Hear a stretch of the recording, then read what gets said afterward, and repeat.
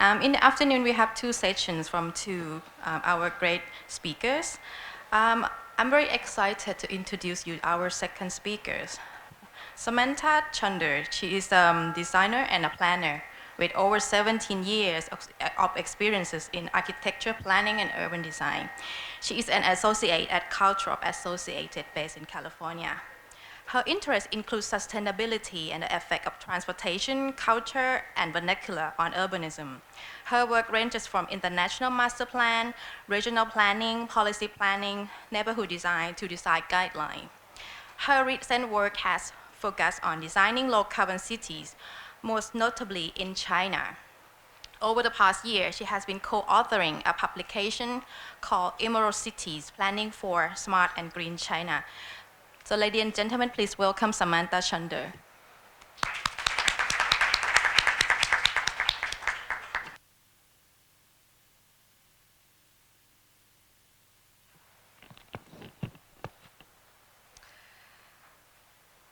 Hello, everyone. I first want to thank the Ministry of Foreign Affairs and the Silpakorn University for arranging this very pertinent discussion. It is my honor and pleasure to be here with you all to share my experiences in designing low-carbon cities. You can call them smart cities, sustainable cities, you can call it what you want, put any adjective you want to it. But the fundamental thing we're all trying to achieve here is livability and to preserve our resources. And I also want to thank my fellow speakers for sharing their wealth of knowledge with us. And I want to thank you, the audience, for coming here today, for your participation, and for your intent. I want to thank, actually I want to first give you a brief overview of what Calthorpe Associates does. Calthorpe Associates has been a pioneer of transit-oriented development. Our vast experience in regional planning, scenario development, policy, urban design, and community design has helped us design low-carbon, sustainable communities the world over. Our work has been groundbreaking in the regional scale, not just in the United States, but also in countries like Australia, as well as Europe. And we've also assisted private and public sector clients design TOD communities, sustainable communities the world over. I want to just give you a brief overview of what I would be presenting today. I'll start with the importance of low-carbon cities, share my experiences designing them, using China as an example. I'll also delve into the 10 principles for low-carbon cities. I will also explain the metrics that are needed to implement them successfully. And finally, I want to talk about how our design process incorporating these principles can be achieved at various planning scales. So why do we need low-carbon cities or smart cities? Cities are the superstructure for cultures, for lifestyles, the aspirations, and well-being of nearly half of the world's population today. And by 2050, an estimated 70% of the population will live in urban areas. Urban population represents 80% of the global economic output and 70% of the total energy and greenhouse gas emissions. The environmental consequences of urbanization are staggering, and the data is overwhelmingly clear.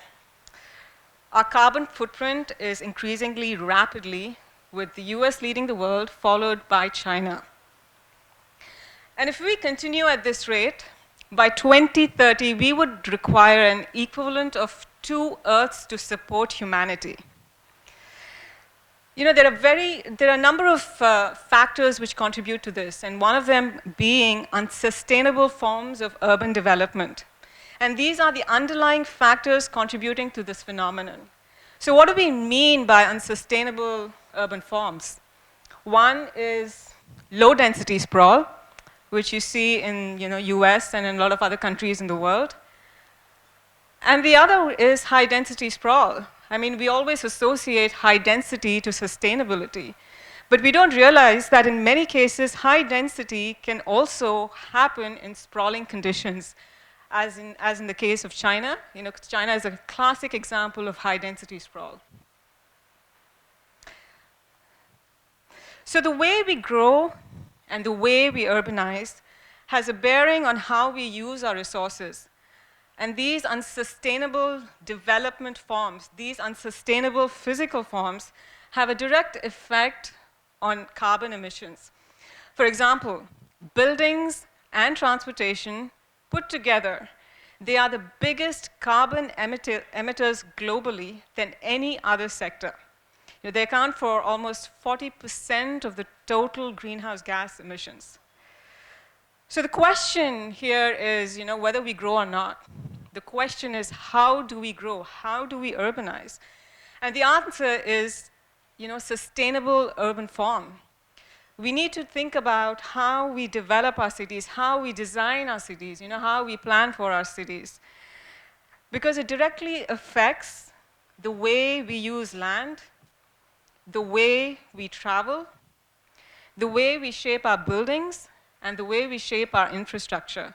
So urban form is the factor that connects all of these dots together, and it is the factor that will help us grow sustainably in the future. So, let's use China as an example to explore, how we can grow sustainably, how these urban forms affect and impact long-term growth and the way we use our resources. So our work, Calthorpe Associates has been working in China since 2009, and we continue to be involved in projects across the country. We've been fortunate in working at different planning scales, both with the public and the private sector. And our sustained relationship with these clients have established our credibility in the region. So why China? As China grows its cities at the rate of 20 million per year, its leaders have a very limited window of opportunity to plan for prosperous, livable, smart, low-carbon communities. Air pollution alone accounts for 1.6 million lives, and a third of the world's 50 most congested cities are in China. It might seem very strange, incredibly strange to think like a budding superpower like China must make public transit, walkability, and bikability its priorities. But unless it does that, China's most powerful economic engines, namely its cities, could slowly grind to a halt.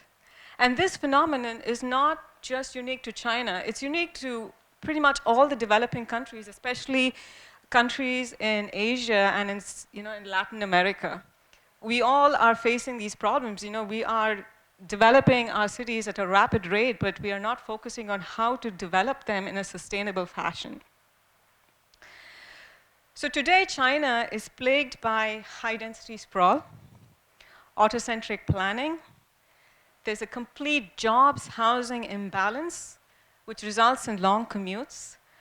And this phenomenon is just not specific to China. I mean, you see it in Bangkok. People travel incredibly long distances to and from their work.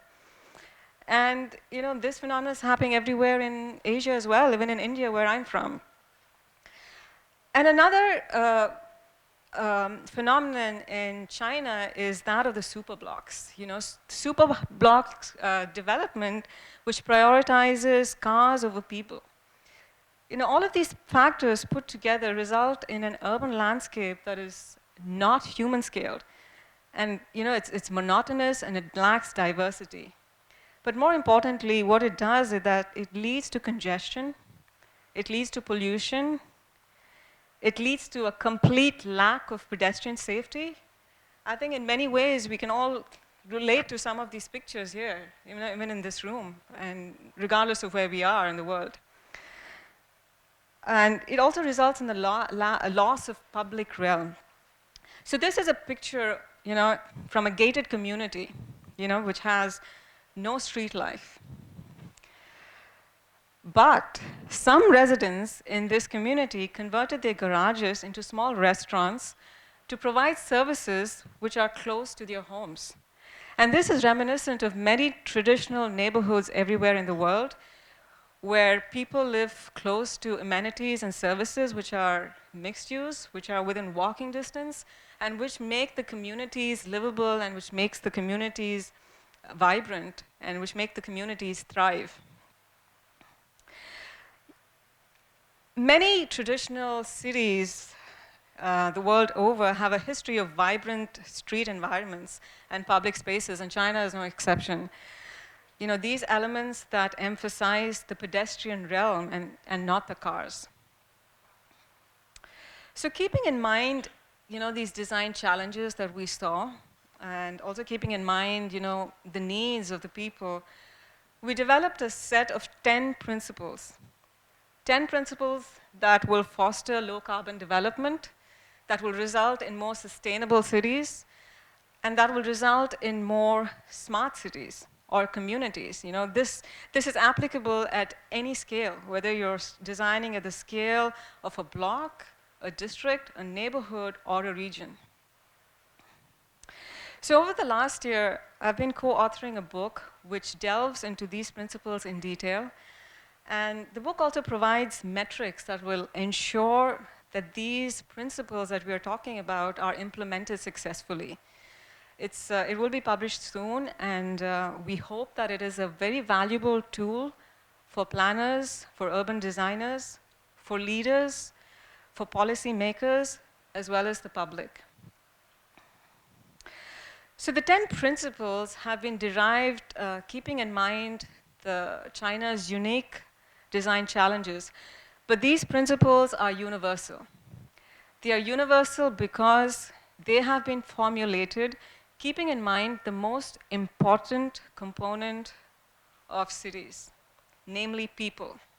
And we are the same the world over. The way we want to live, the lifestyle we aspire to have, and the communities we want to live in, the sense of place and the sense of community we want to feel, those are the same everywhere in the world.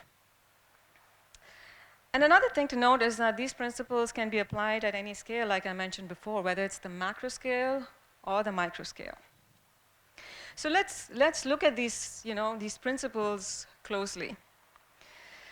So the first principle that is very critical to developing a smart, sustainable, or a low-carbon city or a community is what we call the urban growth boundary. So what is an urban growth boundary? An urban growth boundary is a regional boundary that helps us control urban sprawl. Simply put, what it means is that the area within the boundary can be developed, it can be used for urban development, and the area outside the boundary has to be preserved. It has to be preserved in its natural state, or needs to be preserved for agriculture. So one of the fundamental goals of an urban growth boundary or an UGB is to achieve compact development. And compact form in urban developments is one of the key factors to ensure sustainable low-carbon cities. So our plan for Portland concentrates the projected population growth in compact centers along transit corridors. And it emphasizes open space as the defining urban growth boundary. So what it does is that it preserves all of the natural environmental features of the Portland area, yet our strategy ensures that we are able to accommodate the projected jobs as well as the population growth in compact centers along transit corridors. And we also made sure that the urban growth boundary is planned for a 20-year period, which means that we figured out the population and the jobs growth for the 20-year period and developed a vision for the 20-year period. And we also put in a stipulation that this has to be reviewed every 6 years. And it can be modified based on projected population and jobs growth as needed. So our growth concept was approved in 1995. And since then, the region has seen a 12% decline in vehicle miles traveled, while the national average has increased 9%. And this is a huge number. And another important thing that urban growth boundaries do is that they force us to prioritize redevelopment and infill sites. And I think there was one question from the audience for Thomas about how to grow sustainably, in existing cities. And this is one strategy where you analyze redevelopment potential, you analyze infill potential, and that's one of the best ways to make existing cities grow sustainably at this scale. So that's one of the fundamental goals of the UGB is, it helps us prioritize redevelopment and infill strategies while accommodating future growth. So mapping these kind of parcels in a project we did in Zhuhai was one of our first steps in determining where the future growth would occur. And another important thing that UGBs do is that they force us to preserve our environmental, ecological, cultural, and heritage assets.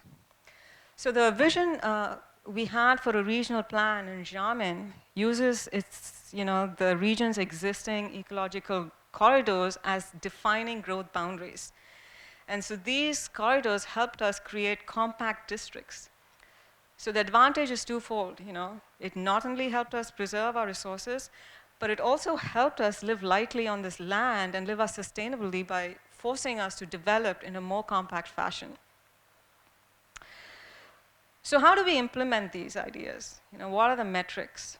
So one of the first metrics that we came up with to ensure that the UGB is not modified without rationality or without reason is that we put an overall minimum density that the city must achieve before it can modify the urban growth boundary.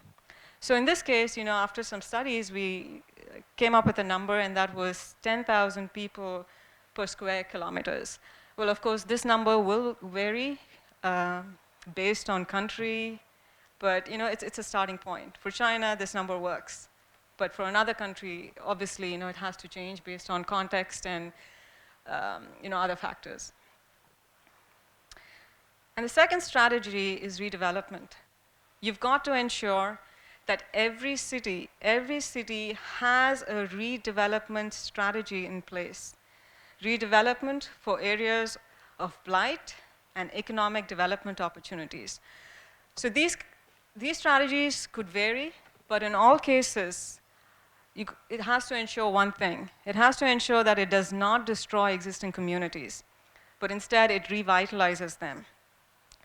So we came up with a design concept for a redevelopment plan in Changsha, where we ensure that we are able to revitalize the existing community, densify it, yet we ensure that we preserved all of the heritage, cultural sites, and we also ensured that the local economy was still not affected, but instead it was bolstered by this redevelopment.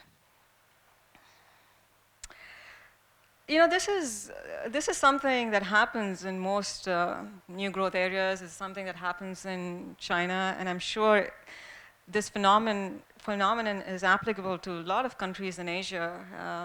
It's very applicable to India, as far as I know, and my guess is that it's very applicable to Thailand as well.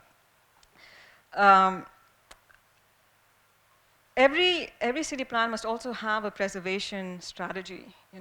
It has to be implemented, it has to be regulated, it has to happen at the city master plan level. And it is to develop a strategy for protection and preservation of ecological, environmental, historic, and cultural assets. And again, these strategies will vary from region to cities, but it has to be enforced at the city plan level. Otherwise, it just doesn't work. For example, when we did a new town plan for Kunming, we ensured that the lake edge was preserved as part of our master plan process. So agriculture and villages, these are some of the two main things that almost always get affected when we do a master plan for a new town or a new city or a new community. And I think we must be mindful of the fact that not all farmlands and agriculture and rural villages can be preserved. So it is important to develop a rational system of ranking so that we can figure out what are the villages or the areas that can be preserved and what can go. Most times, when you do a new plan, most times villages can be preserved. They can be integrated into the design of a new community or a new city. As what we did in Xiamen, we ensured that the existing village was protected while we designed the new plan to accommodate future growth. So only villages that have experienced decay or vacancy should be allowed to be relocated. Other villages, you have to have a strategy to make it work and to integrate it with the new towns and new communities. Transit-oriented development. I'm sure many of you have heard about it here, and I understand that this is like a growing movement in Thailand. So transit-oriented development is becoming the global standard for healthy city growth. It is a very simple concept. The concept is to focus density around transit stations and making these areas mixed use and walkable. The goal is to bring people within easy access to transit and also help them fulfill most of their daily needs on foot to and from the transit station. So high density is crucial to transit-oriented development, but density alone is not sufficient. And this is a mistake that we see all the time. We assume that density, let's put high density here, around transit, it's going to work. Density doesn't work. Density alone doesn't work. What is equally important is the mix, how you mix uses. And that's something a lot of plans tend to ignore. So in addition to density and mix, we need to ensure that density and mix relate to transit capacity.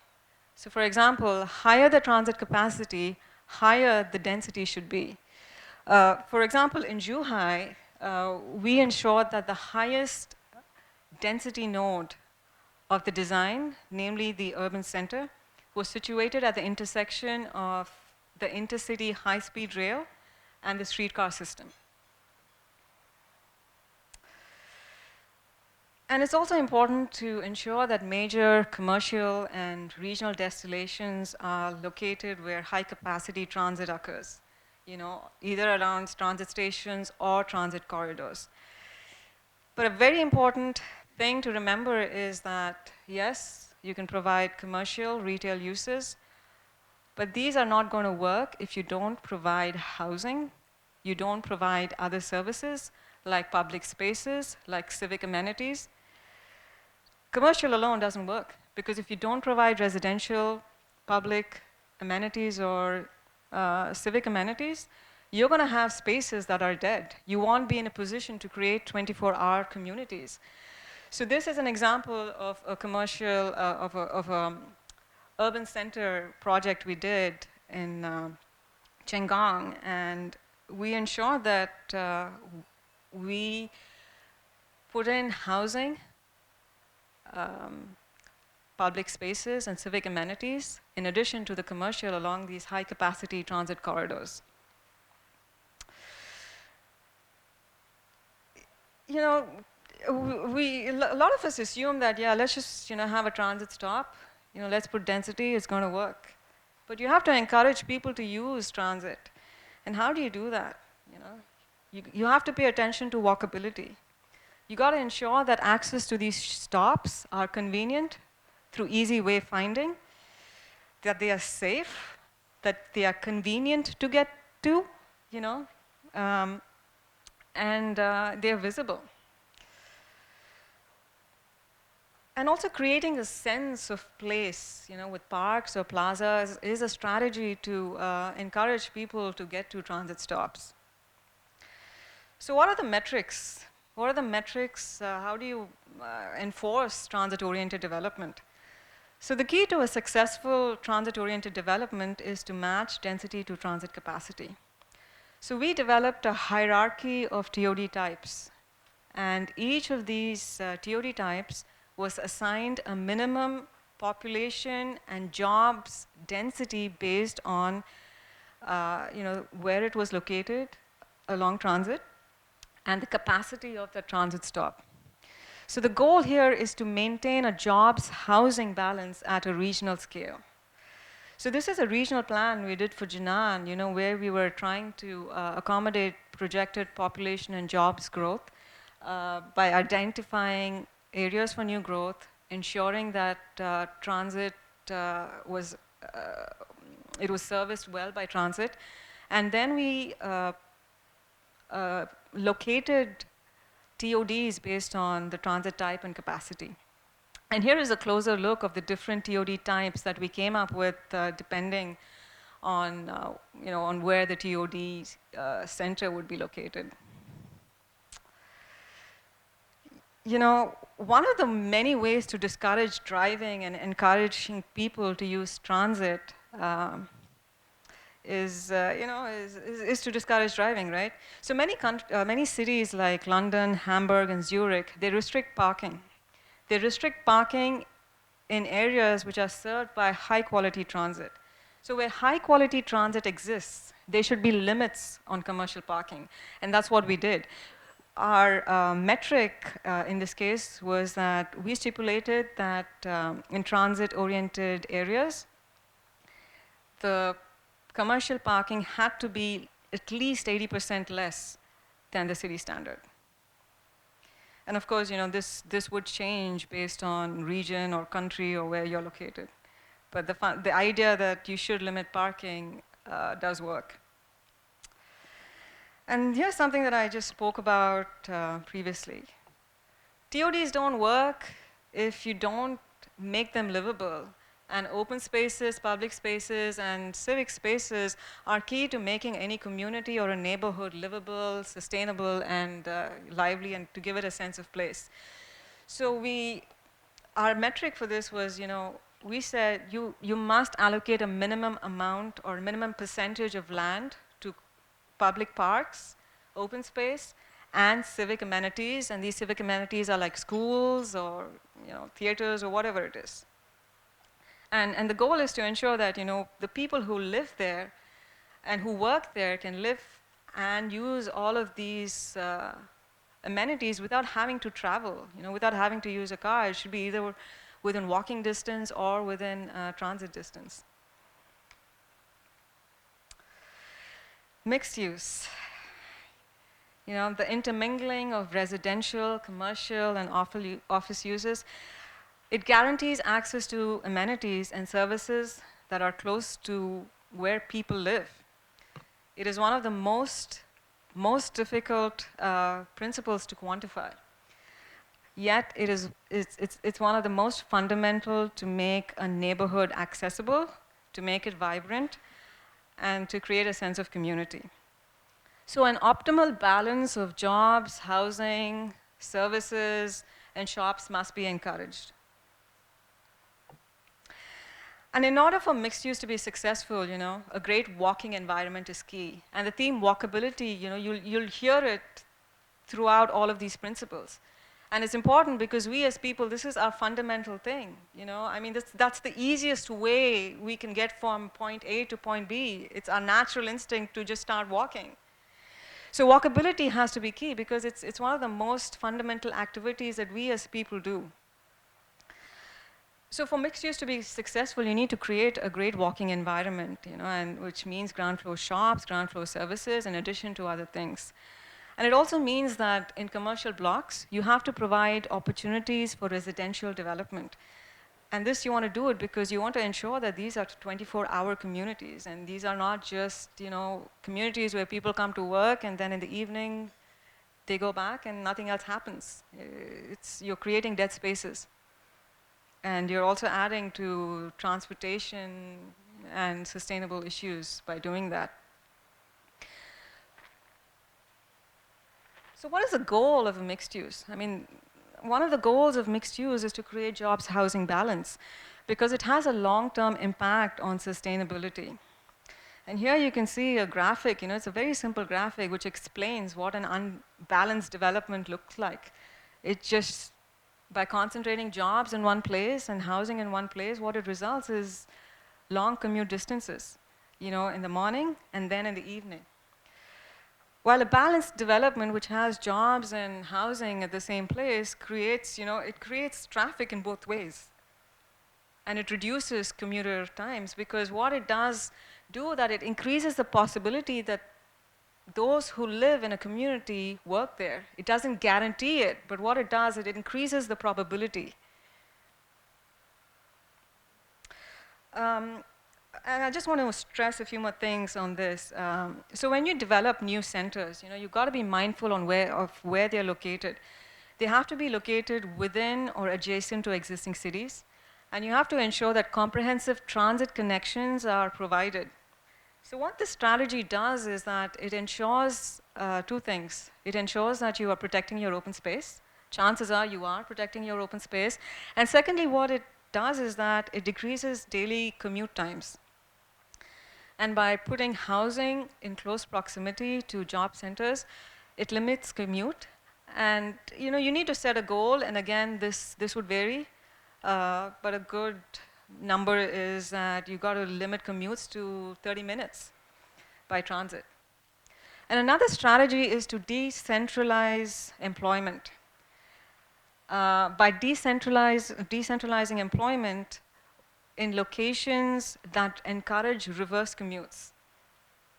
So what this does is that it reduces peak hour congestion by decentralizing employment locations. You're not forcing everybody to just go to one location, for their job.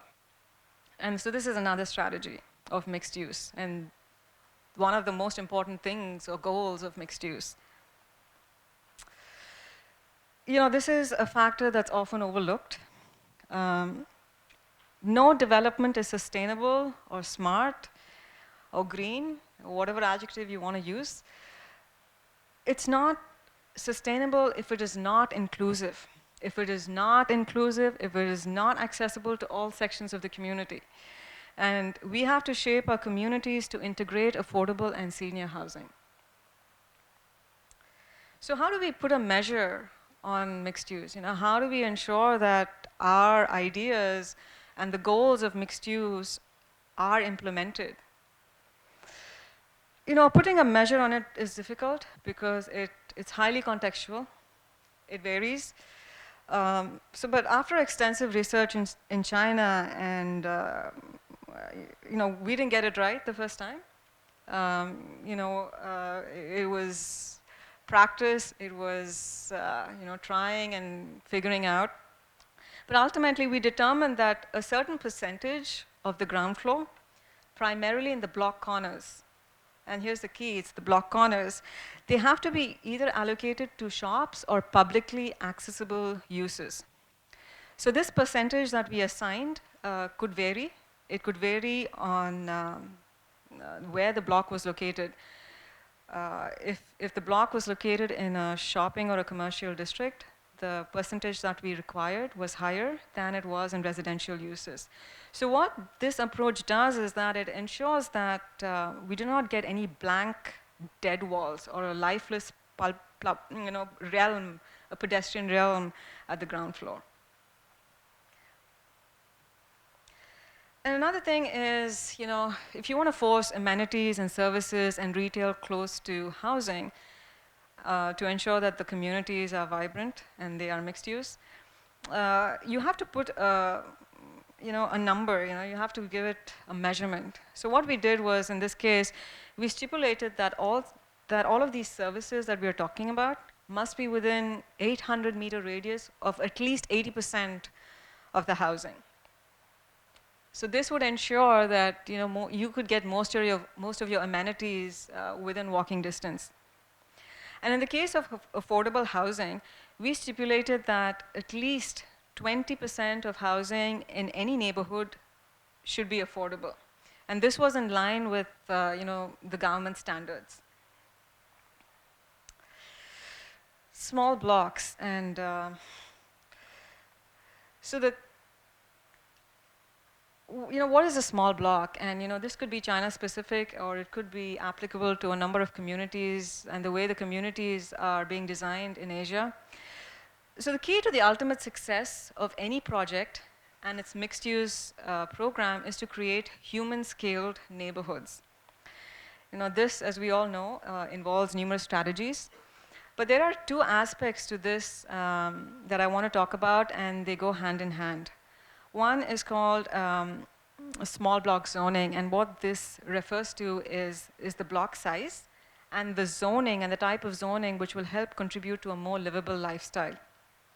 And the second aspect is the pattern of street network that we developed. We called it the urban network. So what is an urban network? The urban network, the idea is to create a dense mesh of narrow streets that help disperse traffic. And with a variety of street types, you want to do that with a variety of street types, but you don't want to compromise on lane capacity. So together, these two concepts are fundamental to creating a more walkable, human-scaled, low-carbon neighborhood. So I just want to spend a little bit more time explaining these concepts because it was a breakthrough for us in China. And I also want to help you understand how, as designers and urban designers and urban planners, we can bring about a paradigm shift in planning trends and affect long-term planning policies and implementation policies. So the current paradigm in China is that of the super blocks. And these super blocks have buildings that have huge setbacks from the street. What this results in, it results in buildings that are monotonous, they are aligned in rows, they are repetitive, and they're relentless, quite frankly. And there's also this misconception that making the streets wider will solve our transportation problem. It will help avoid gridlock.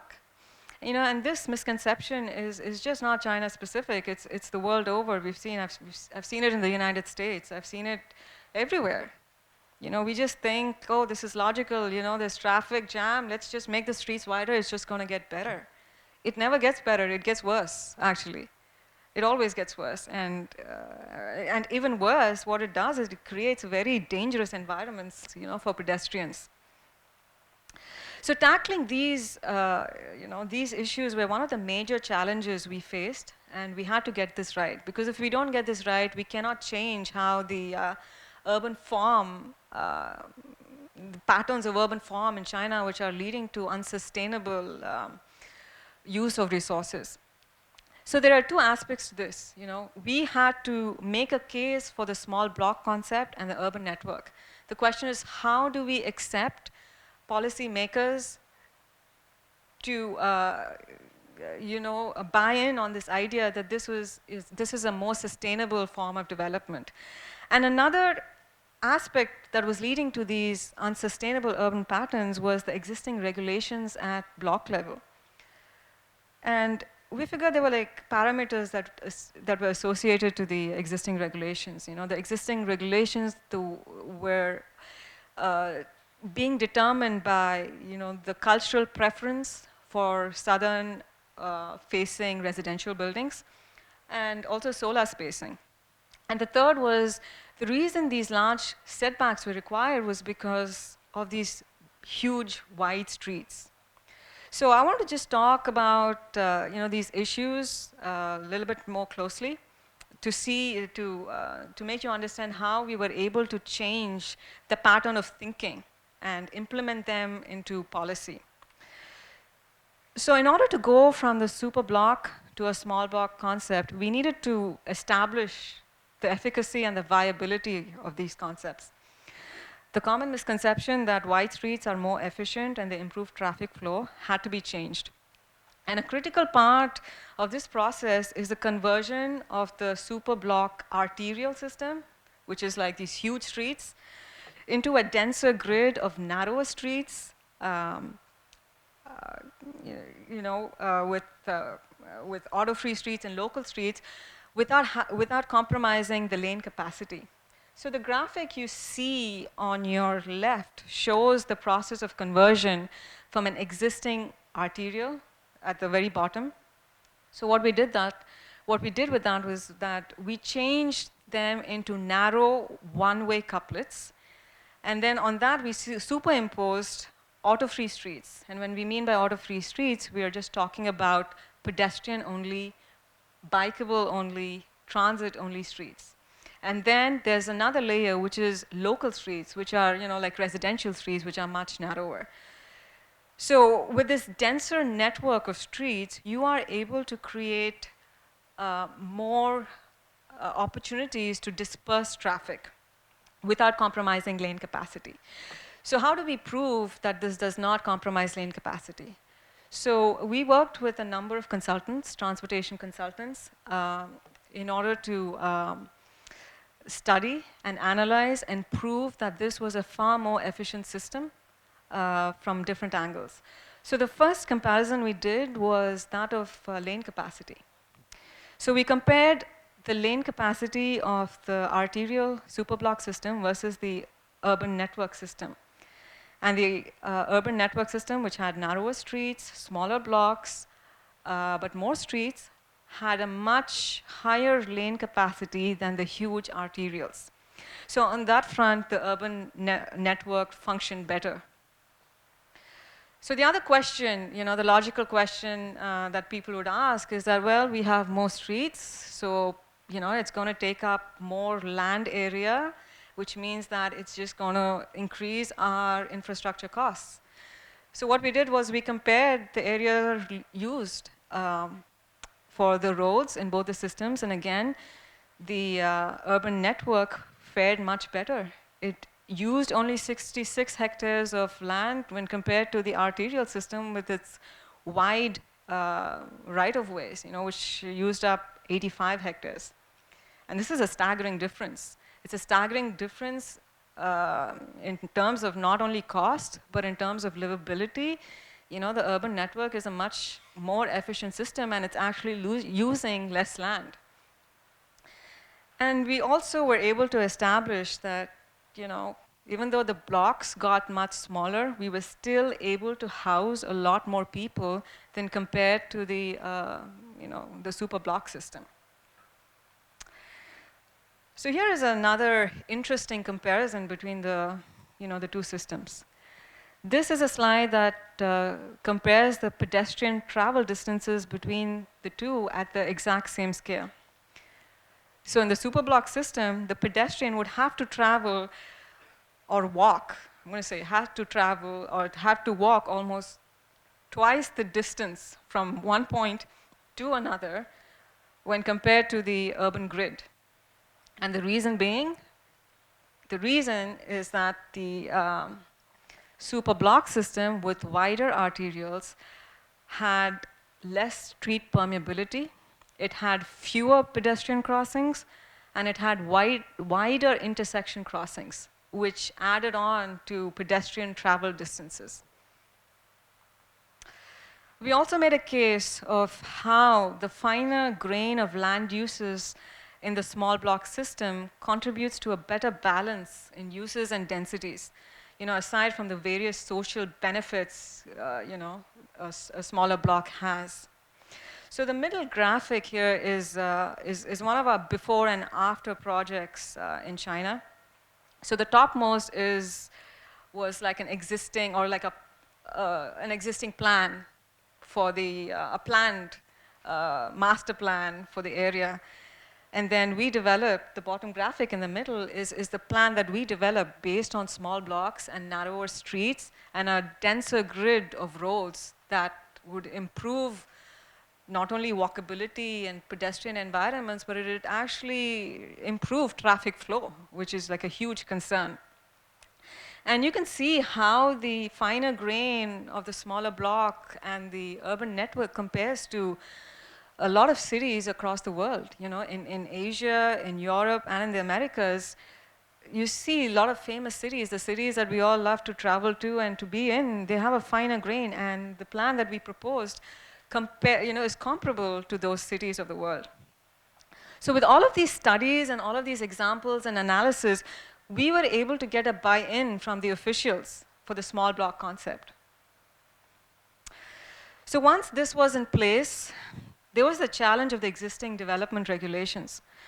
So when we applied the city's existing building regulations, well, not surprisingly, that was the block configuration we arrived at.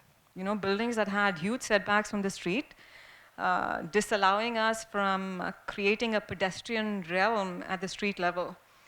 It also added, to a lack of diversity in urban form and a lack of variety in scales within the block. So we came up with this configuration. So we proved that even in the smaller blocks, you can get all the dwelling units to face south. You can accommodate solar spacing. So all of this is still achievable within a smaller block system. And another strategy we did here was, we tried to create a perimeter block by closing off the sides with publicly accessible uses.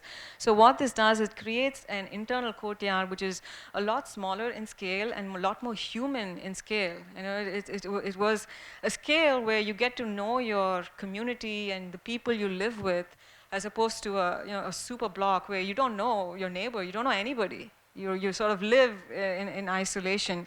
So this concept, creates a sense of community. It creates a sense of place and a sense of identity.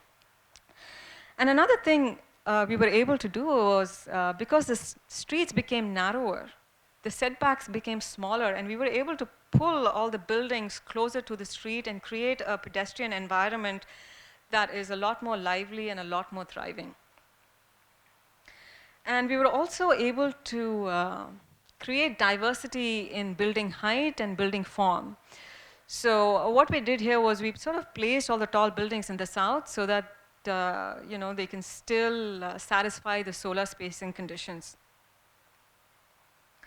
So the concept of a perimeter block and a private courtyard that we proposed, has been a part of Chinese traditional neighborhoods for a long time. And so many of our design ideas share common features with the urban forms built prior to the superblock era. So it's not as if this was an alien concept that we proposed. But in fact, it was part of their culture, it's a part of their history, it's a part of the way people lived for centuries. So with all of these, we were able to take a big step in changing the paradigm from this system, which is a superblock system that led to huge problems: congestion, pollution, lack of public realm, a lack of pedestrian safety that resulted in intensive resource uses. So we were able to go from this to a scale which is far more livable, which is far more diverse, and it's far more human scale. And I want to point out that many of these principles that I have discussed and many of the concepts that I've discussed have been incorporated as part of China's new growth philosophy. So now that we've spoken about all the fun design analysis and the design challenges that we did, how do we ensure that this actually gets implemented? So what is the first critical factor? So, and that is block size. So we stipulated that a certain percentage of blocks had to be a certain size, a certain minimum percentage. And this block size requirement was obviously different for commercial blocks and different for residential blocks. So what we did was we tested this stipulation against one of our projects to ensure its viability, and and this project is part of a high-tech zone. So there is actually a lot of employment here. And even in a situation like that, you can create neighborhoods that are mixed use, that are human scaled. And another important factor is setback. So you have to, in order to ensure that the buildings are closer to the street and so that they foster a pedestrian environment, you've got to put maximums on building setbacks. And these maximums will vary depending upon the land use at the ground level. For example, you've got to ensure that retail is closest to the street, and residential could be a little farther away, for privacy and whatnot. And we also put a maximum on street size. And what this does is that it ensures that under no condition within a neighborhood would one encounter unsafe or out of scale street environment. So in this case, obviously this is very specific, we said that streets cannot be wider than 40 meters if they don't have dedicated transit in them. But if they have dedicated transit, then they can, be a maximum of 50 meters. So walkable streets, they are the foundation of every great city. Walkable and bikeable neighborhoods are shown to be more happy. They are a lot more healthier. And in some cases, they are very inspirational. Of the theory of relativity, Albert Einstein said, "I thought of that while riding my bike." And if no other reason is good enough, this is probably a reason that's good enough for us to make our cities walkable and bikeable, because for all you know, like one of us here might think of an idea that changes humanity for the rest of our lives. So how do we ensure that cities are walkable and bikeable? So one way is to emphasize pedestrian safety and comfort. And there are a number of different strategies. Something as simple and something as fundamental is sidewalks. Sidewalks should be planned in proportion to the surrounding density and uses. For example, in commercial areas where there's high pedestrian traffic, higher footfall, sidewalks have to be wider than compared to a residential area. You have to create a walkable street environment by providing street trees, other amenities like benches, like water fountains. I mean, these might sound very simple and obvious, but these are very important to ensure and encourage people to walk. And another strategy is to reduce pedestrian crossing distances, at intersections, and this can be done by creating bulb outs. So what happens here is that the parking lane at the corners are forced into the pedestrian realm, and this improves safety and convenience and comfort. So the incentive to walk is enhanced if you create interesting things that happen at the ground level. So, have publicly accessible uses, create places where people can gather along these pedestrian routes. All of these contribute and encourage people to walk more. And how do you make biking safer? You make biking safer by having dedicated and protected bike lanes. And you also have to ensure that, you can have secure bike parking in buildings, on streets, at transit stations, everywhere. I mean, that's the only way you can encourage people to bike. And another approach is to have a bike sharing program in cities. And I don't know if Bangkok has a bike sharing program. There was something, right, that I read about. Yeah. And another strategy is to create pedestrian-only corridors, which keep cars out, but they're only for walking and biking and transit. And such corridors should be established across the city grid at regular intervals to provide a seamless network. So, this is a plan we did for a town where we ensured that, there are these pedestrian-only corridors at regular intervals that connect important nodes, whether they are open space nodes or civic nodes. And we also ensure that these pedestrian-only corridors, are easily accessible or have easy routes to pedestrian stops. And you can make these spaces very interesting, by incorporating either water or any other features. So what are the metrics? Like I said, you have to set a minimum sidewalk size. And this ensures that, you have adequate space in commercial or residential areas where people, can walk freely without feeling cramped or without feeling insecure or without feeling inconvenient. And these minimums, obviously will vary depending on location. If they are in commercial locations, the sidewalk minimums have to be higher than in residential areas. And also street crossings, you have to put a maximum, measure on street crossings. And this ensures that, pedestrians feel safe to cross.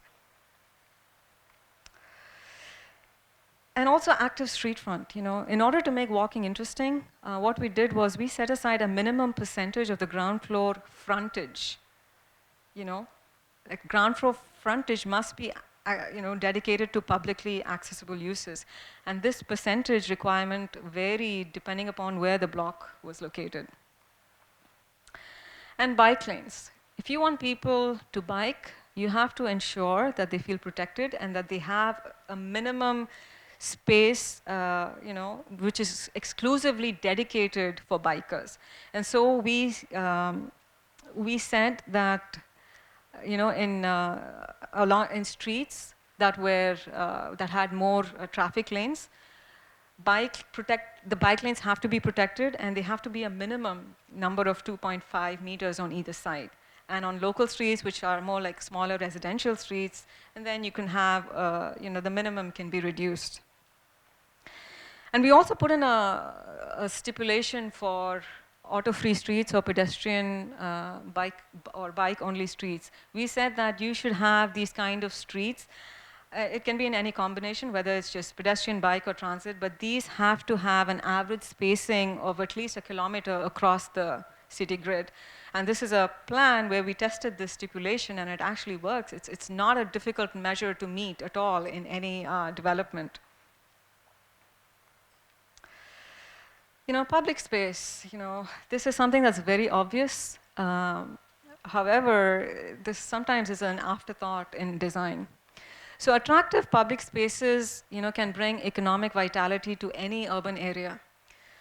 As Jan Gehl said, first life, then spaces, then buildings. The other way around never works. Sadly, most of the urban development has reversed this order, where public spaces are considered an afterthought rather than an integral part of urban life.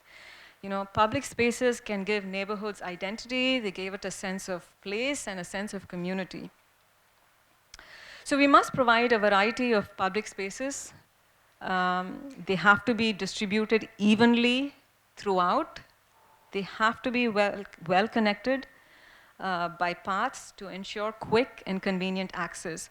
And this is a plan we did where you can see the network of open spaces where we provided a range of public spaces, starting from a regional park to these green corridors to small plazas. And we ensured that they also connected to existing environmental features. In this case, it was the water and the mountains. And parks, plazas, and open spaces like greenways, they should form a central feature of neighborhoods and in urban districts. And it's important for each community to be engaged in the programming of this space, which is tailored to their own community. So what are the metrics? So how can you regulate how often these parks and open spaces can be located? So what we did was we said, okay, at least 80% of all residential blocks should be located within 500 meters of neighborhood parks and within 1 kilometer of major parks or recreation centers. And this is not a hard standard to attain. We tested this against this project, and you can see that this is very easily achievable. And human scale, having parks and having plazas is great, but we got to ensure that it is human scale and it is not out of scale. So we put a maximum size for the plazas and the parks based on the type to ensure that they are not overscaled. And these numbers were derived based on Jan Gehl's study of social field of vision. I mean, he states that 100 meters and 25 meters are critical distances for human interaction, and the numbers that we came up with, were based on this study as well as, other research we did independently. Transit, making public transit accessible, and very importantly, probably the most important for transit use, is making it a first-class option. That is one of the best ways to reduce car dependence. Enrique Peñalosa, former mayor of Bogota, points out, an advanced country is not one where the poor drive around in cars. Rather, it's where even the rich use public transportation. So to encourage transit, the first step is to provide frequent and direct transit service that is comprehensive and that's interconnected. So you can include a variety and a number of transit modes. It could be rail, it could be metro, it could be BRT, light rail. But the important thing is to ensure that they are easy to use, they have good coverage, and very importantly, you got to ensure that the transfers between these different modes, they are easy and they are convenient. Smart transit cards is another system that provides convenience and encourages auto transit use. And I think Bangkok has its own version. I think you have the rabbit card, but there's another version that's in the works, the spider card. When will that be rolled out? There's no date on it? No. Okay. And another important aspect that should not be taken lightly is the transfers. These transfers have to be designed keeping people in mind and the distance they are willing to walk to do that transfer. So in this case, we decided and we determined that 150 meters should be the maximum. Beyond that, it's just not going to work. People will be disinclined, to take transit and transfer modes. And this is again very obvious. You have to locate transit stations within walking distance from homes, jobs, services. Otherwise it just does not encourage use. If you force people to walk great distances beyond what is natural, it just doesn't work. And all of these connections to transit, has to be has to have good walkable and bikeable paths to ensure its success. And here you can see biking, walking, and transit all happening in an auto-free street. All of these promote transit use and they increase, transit mode share and reduce auto mode share. So how do we ensure, that the transit we use is successful? Every city must adopt a regional transit plan that aims to achieve a certain percentage of transit mode share. There's got to be a goal that every city has, needs to come up with and say, okay, this percentage, we have to achieve this percentage of transit mode share and formulate their regional transit plan based on what they want to achieve. And in order to encourage people to use transit, jobs and housing must be placed close to transit stops. And in this case, we said that they must be located within 500 meters from local transit stops and 1,000 meters from transit that have dedicated lanes. And here you can see the coverage that you're able to get, and this is not a very hard or difficult metric to achieve. So one of the easiest ways to limit traffic is to control cars. It's very self-evident, isn't it? The idea is to discourage car use by making transit more attractive. So how do we do that? One strategy is to regulate parking and road use. And And this can be achieved by, say, what you can do is you can divide the city into automobile use zones, and you can regulate parking fee accordingly. Singapore, London, and other cities, they use congestion parking when entering certain zones during certain times of the day. And another strategy is to use demand-responsive parking pricing, which takes into account, time and the day of use. And another strategy is to limit the issuance of car permits. Shanghai has done that. Many cities have done that. Singapore has done that. So what are the metrics here? One metric is, as I mentioned before, every city must adopt an overall car control policy.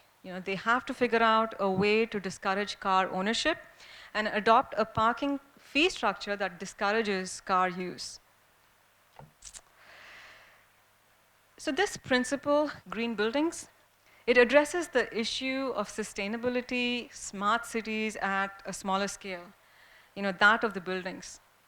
Making our buildings more energy efficient have an impact on sustainability at a city scale, because the benefits of reduced energy consumption at the building scale does affect and impact the way we live on the land.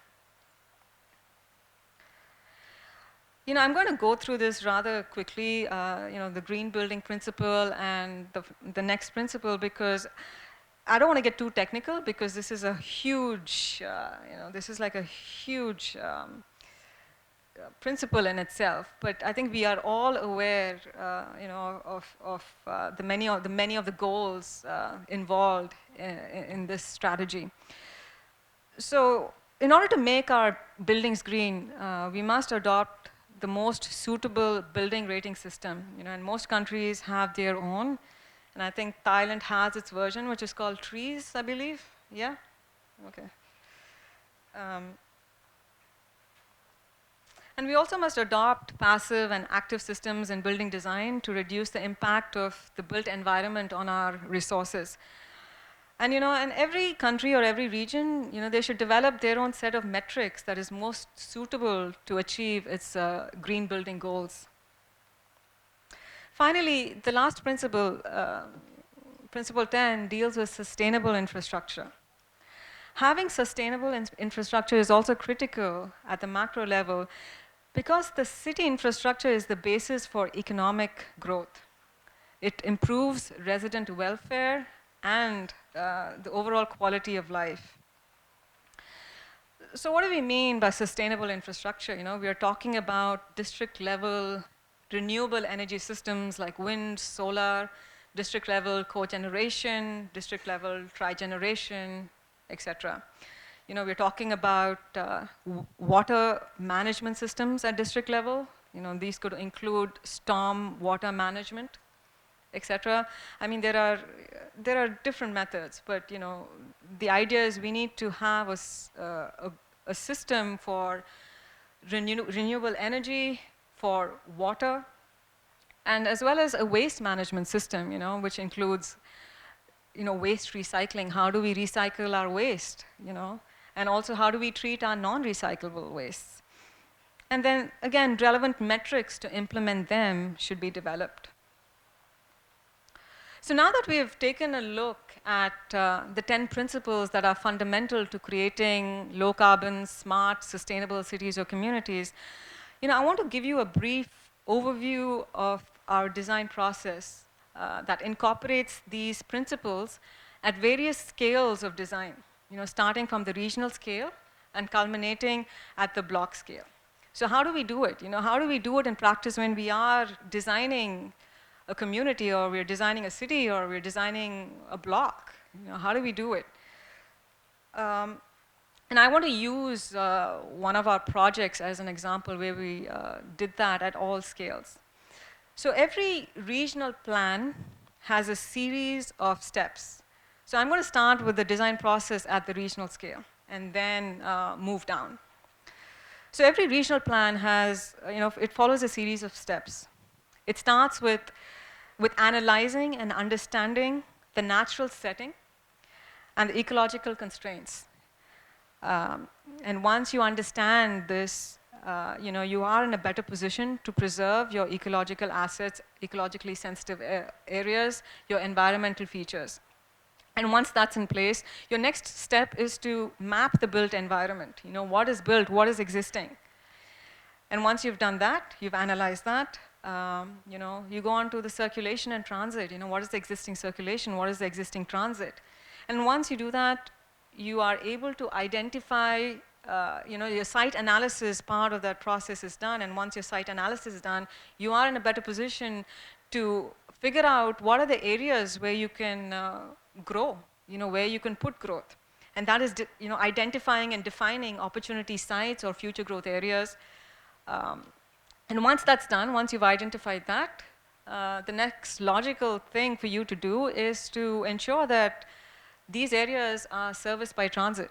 So you can make modifications to your existing transit and propose extensions. And once that's in place, you locate your transit stations, and then you allocate your TOD centers and transit centers based on TOD type. So let me show you an example. Let's look at the regional plan we did for Jinan and go through these steps. So you can see graphically how this process unfolds. So the first step was to understand and map the environmental features of the site. So we mapped the rivers, we mapped the mountains, we mapped the springs, the reservoirs, the riparian network, and all of the environmental features. The next overlay, we mapped and we also preserved the ecological corridors. And once we did that, we mapped the, that was the environmental analysis part of the process. That's the very first process. And once we were done with the environmental analysis, you move on to mapping the built environment. What is existing? What are the existing communities? What are the planned communities? And an important thing to do in this step is to highlight all the centers, your regional centers, your sub-regional centers. And the reason you want to do this is because this will help you determine where your future centers can occur. And once this process is done, you map the major circulation system. This will help you understand the connections that are happening at a regional scale and what modifications and what extensions need to be done. And then you map the current and planned transit system. This again gives you an idea of what the current coverage for the transit system is and what modifications would need to be done for future growth. So with all of this, you've done a complete analysis, site analysis, contextual analysis, you've understood the site. This is going to help figure out where you can put and accommodate future growth, where future growth can happen. So the preceding steps helped us identify new areas of growth, and these are the areas that are bubbled out in yellow. And here you can see that we were very mindful about not extending beyond the major river corridor. This river corridor acted as our urban growth boundary. So you can see how all of these principles fit in. And so once these growth areas were identified, what we did was, we modified the transit. We proposed extensions to make sure that all of these new growth areas were well connected by transit and were also provided maximum coverage. And then transit stations were located, and then then TOD centers were placed based on transit type and capacity. So I think I explained to you before that each TOD type had a minimum requirement for jobs and population density. And, and based on that, all of these TOD type centers were located. So each TOD, because they had a minimum requirement, density requirement for population and jobs, what we were able to do was, we have the area now, we have a minimum density for jobs and population. You are in a position to calculate the capacity of each of these centers. And all of these centers put together will give you a projected population and jobs growth. And this is twofold. There are two purposes for doing this. One is to ensure that you're able to accommodate the projected jobs and housing. And number two, you're also ensuring a jobs housing balance by doing this. So with all of these features, this is the regional plan, conceptual regional plan that we came up with for Jinan, based on TOD types, transit, and all of the other principles. So Jinan has an existing population of 3 million. And the study, the regional study and the regional plan we did for Jinan proved that instead of expanding outwards, Jinan had sufficient development capacity through infill, through densification of existing urban areas to accommodate another 3 million in the next 10 to 20 years. So we also, took a closer look at the open space systems at the regional scale. Because we wanted to take advantage of the natural features, and in this case it was the major river corridor, which was the Yellow River. So we also developed an overall open space concept to provide a range of uses. We saw opportunities to enhance the current conditions along the river by providing dedicated walking and biking paths. And we also suggested other enhancements that will add life to the riverfront. We suggested ways to create regional parks and attractions near major circulation routes. So this is a before, and this is our visualization. And again, this is a before, and we suggested creating gathering spaces where people, can come together and enjoy a community space. So now that the regional scale is done, let's move on to the next scale, which is the district scale. So, you can see, I've highlighted the area that we're going to talk about, which is the district scale and the entire regional scale. So with the overall regional growth strategy in place, let's move on to seeing how the district scale works out, using these principles. So we undertake the same site analysis process, that I described for the regional scale. But since this is a much smaller scale, you just get into more detail. So we developed a land use plan which took into account all of the relevant principles. We ensured that the ecological corridors were preserved, as you can see, and open space connections to the river and other features were also established. Auto-free streets that incorporated walking and biking were designed at regular intervals. And a comprehensive open space concept was developed at this scale, and it provided a variety of gathering spaces. This is like just an example of an open space visualization. And we also ensure that civic amenities, schools, daycares, hospitals, they are evenly distributed throughout the development to ensure that, they were within walking distance. And let's not forget about transit and circulation. The street network here is dense. It's dense enough to disperse traffic, and it provides multiple exit routes or entry routes, however you want to look at it. And then the transit was designed to be convenient and accessible. Density was matched to transit capacity, and the highest density nodes were located near the high-speed rail and the metro intersections. So you can see, the transit coverage is so extensive. You have the transit stations, the metros, the circles, those are the metro lines. And then you see this band, that 400-meter band on either side, that is the BRT line. So with metros, with high-speed rail, and with BRT corridors, we were able to ensure that the transit coverage was extensive in this scale. So let's move on to the next scale, which is what we call the neighborhood scale. So, and this is where the location is. The bigger picture is the district scale that we looked at, and now I'm just highlighting the neighborhood scale. That is the next level of detail. So we apply the same methodology, and we arrive at this plan.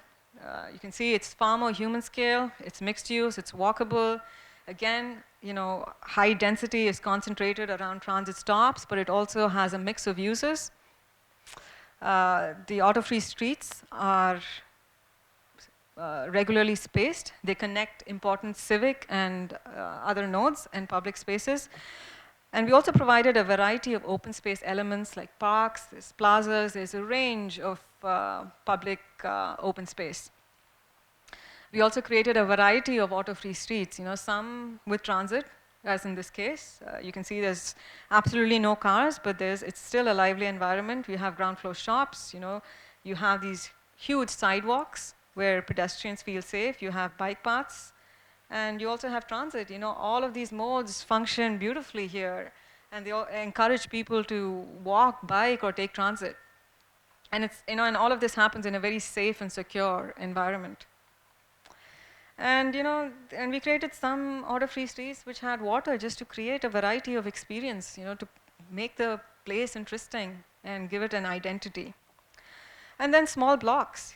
We created a pattern of small blocks and a really dense network of streets to create a truly livable community. So let's move on to the last scale, which is at the block scale. So at the block scale, we ensured that the prototype we developed had a social scale that was livable and also respected cultural context.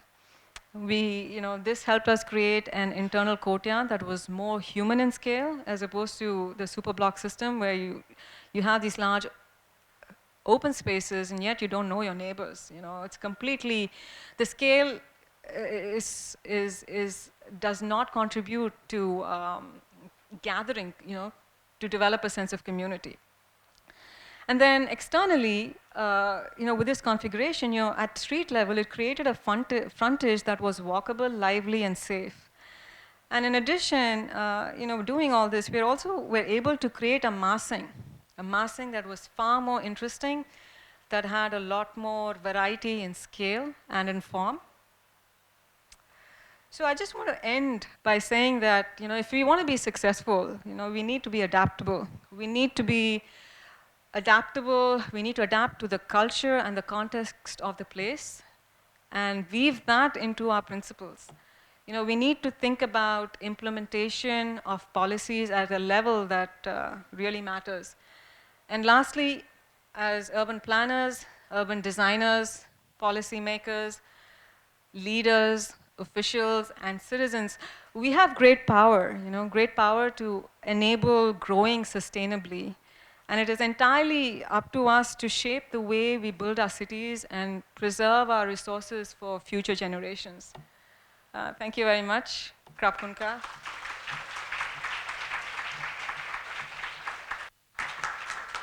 Thank you so much for your really, really inspiring presentation. So if anyone want to ask any questions, just please raise your hand, and we will pass the microphone to you. I will just start. After seeing your presentation, I'm sure everyone in the room would like to employ these 10 principles of low carbon cities. And then we look at our Bangkok, and then we kind of like feel a little bit depressed because how can we adopt or adapt this kind of principle to something so messy like Bangkok, for example, where the existing condition is so problematic and challenging. And by saying that, I mean it includes the lack of political will and policy, and also the regulation and law doesn't really lead to that direction. When you mentioned that in China that you propose to have 20% of affordable housing, that's fantastic. We don't have that in Thailand at the moment because most of the time, the people who benefit the most from TOD is the private sector at the moment. And lastly, also the mindset of the local. We're not so like, okay, even though we have the BTS, we're still driving a car. And it's not really about being a efficiency, but it's about our mindset. When we get used to have a car is such a part of our culture. So I think my question would be like, what should be the role of our government or the private sector, even us as a citizen, what should we do with this existing messiness in Bangkok, for example? This is a process, takes a long time. It's not going to happen overnight. It's not going to happen in a few years. it's going to happen in decades. That is what urban development is about. The mess we are in today is because of the way we were, the policies and our aspirations from 30, 40 years ago. So I think the first step that we need to know is that you need to be patient. And you need to be patient and you need to believe that anything is possible. I mean, I was here in Bangkok 15 years ago, and I think the BTS was just a single line. In 15 years, you have also the MRT, and you also have another system. So things happen slowly, but they do happen. And when you're planning at a city scale and a regional scale, that's what you have to keep in mind. It's incremental. It's never a single solution. So the fact that 15 years ago, there was just one mode of transit system, and today you have three, is a huge step. It's a huge step. And as citizens, policy leaders, government officials, you have to recognize that you have moved forward. Okay? And now the key is to make it more comprehensive, to make it more extensive, and to also make it more convenient. So once you keep adding on, and also use the strategies that I spoke about, transit, these things have to happen parallelly. How are you going to limit parking? You have to encourage people to use transit, but you want to limit parking. And at the same time, if you keep adding on to your transit lines and making it more efficient and making it a first-class option, people will automatically take transit if you're going to make driving difficult. You've got to start putting in pedestrian and auto-free streets. And that is possible. It happens, in China we did it. We were able to force these large blocks to have auto-free connections. And it's now a government policy. You have to do it. So these things happen over time. In case of Bangkok, if that option is not available, you have to identify existing streets and convert them into pedestrian-only streets. Or you can start adding bike lanes on existing streets. So the process is incremental. And regarding the mindset, once, no one wants to sit in a car and drive, an hour if they can take transit and be here in 10 minutes. And once you get to that point where the transit is more viable and it's a better option than in cars, you're automatically going to take transit regardless of where you are in society. I understand, I'm from India, we have the same mindset. There's the mindset, but it will change. If you make transit convenient, why would I bother to sit in a car for an hour and a half? I don't care, I don't want to do it, no matter how rich I am. I just don't want to do it. I'd rather spend time with my family or do something else. So it takes time, it's possible, but it has to happen slowly. And and in terms of streetscape, you can do streetscape improvements to existing roads, and that's possible without having to demolish anything. The only thing you'd probably need to take away is parking lanes, and that's absolutely fine. And that happens everywhere. It happens in the US as well, where we've converted most of our parking lane and pulled it into the pedestrian realm. The sidewalks have been widened in that way. So these are strategies, these are incremental strategies, but it happens. But the thing to remember is that 15 years ago, the transit was minimal, but today, you've taken so many steps forward. Thank you. Anyone would like to ask any questions or exchange any ideas? Please do so.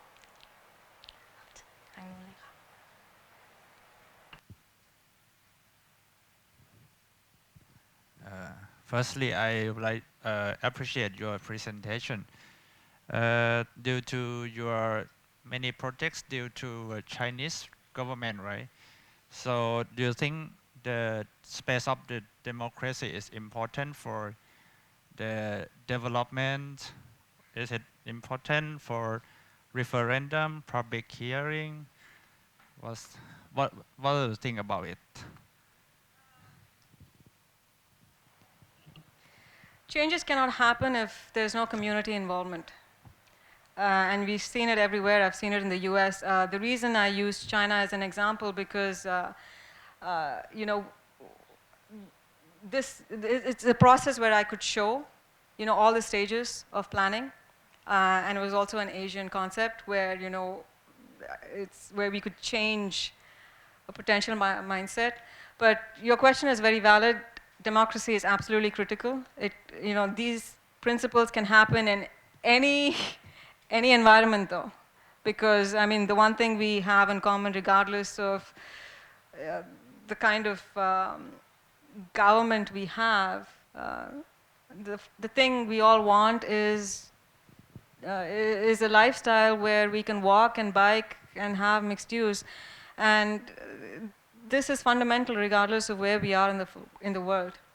And all of these things can happen at all times with community participation. But the most important thing that you need to remember that implementing these policy is absolutely important. You know, we can have these designs, you know, we can come up with these beautiful graphics, these beautiful renderings, but if you can't implement them, it's pointless. It's absolutely pointless. So you have to figure out a way to get them implemented. And you know, like I showed, moving from the super block system to a small block concept was not easy. But the only way we were able to do it is we have to prove it not just qualitatively, but also quantitatively. And when you can do that, nobody can argue against it. You have the numbers to back it up. And you also are presenting a better lifestyle, a better quality. I mean, how can anybody disagree? And once they have accepted this, you have to ensure that, you know, these are implemented. And that's where the role of the government, you know, and the role of planning departments in the world come into play. You have to have a system to ensure that these are implemented, like affordable housing. You know, India actually has a stipulation, believe it or not. I mean, and Indians are like, you know, the Thai. We're not very dissimilar in many ways. But the problem is, the reason it doesn't function is because it is not implemented. I mean, even our building regulations, our building development standards are not regulated, and that's why we see violations everywhere. So if the implementation is not stringent, nothing is going to work, regardless, you know, where you are in the world. And the affordability thing is very critical, and that has to happen at the policy level. And it has to happen at the government level, and only then, and only if it's implemented, where, you know, they say, okay, you don't have a choice. If you are a developer, you're going to develop this land, you've got to make sure that, you know, whatever percentage has to be affordable, and it has to be mixed in. You cannot have like a complete community that is only affordable housing or, you know, senior housing. You're creating ghettos. You're just adding on to social problems. So implementation has to be very critical, especially in the case of affordable housing, especially in you know, in countries like Asia. So that means depend on each context, right? And we should have the smart government also. Absolutely. I mean, everything is contextual. And like I said, you know, I mean, your ideas will not work if they are not implemented. So designers, citizens, which is people, which is what you're talking about, the community involvement. I'm going to call it community involvement because, you know, I don't want to get political here. Community involvement, community participation, designers, government officials, policy makers, everybody has to be involved. If you want to make a change, you know, it has to happen at all levels, and it has to happen together. It just doesn't work otherwise. Thank you very much for your answer. We can take one last question. Yeah. Okay. Hello? Can you hear? Okay. I would like to know your opinion about walkable city planning, particularly in neighborhood and block scale, especially in tropical country like Thailand, because we have a very, very like weather, right?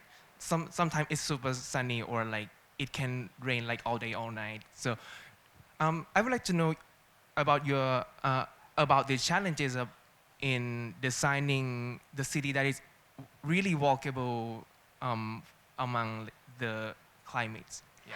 Excellent question. Really, really good question. It's yeah, it's easy to say, let's make everything walkable. So I've designed communities in the Middle East, okay, in Dubai, where it is hot and dry, where the concept of walkability is non-existing, and understandably so. I mean, those are treacherous conditions to walk in. And I've also designed communities in Latin America and in Costa Rica, which is very tropical. It rains, and it can also get very hot. So in both of these cases, the problem was the same. It's like, how do we walk in these climatic conditions? And one of the answers is that we came up with was covered walkways. You can have covered walkways, and this could be part, like, I mean, you can have arcaded walkways, which are part of buildings, and I've seen this happen in Malaysia.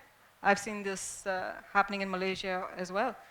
So covered walkways, arcaded walkways, and you can also have treatments at the roof level of the buildings. You see them the world over. You see them actually in Madrid as well, I think. I've seen Portugal. They happen everywhere. So we as urban designers and planners have to get creative to come up with solutions to combat these. Okay, thank you. Due to the time limitation, we may extend our discussion during the break. And thank you very much for your really, really inspiring presentation.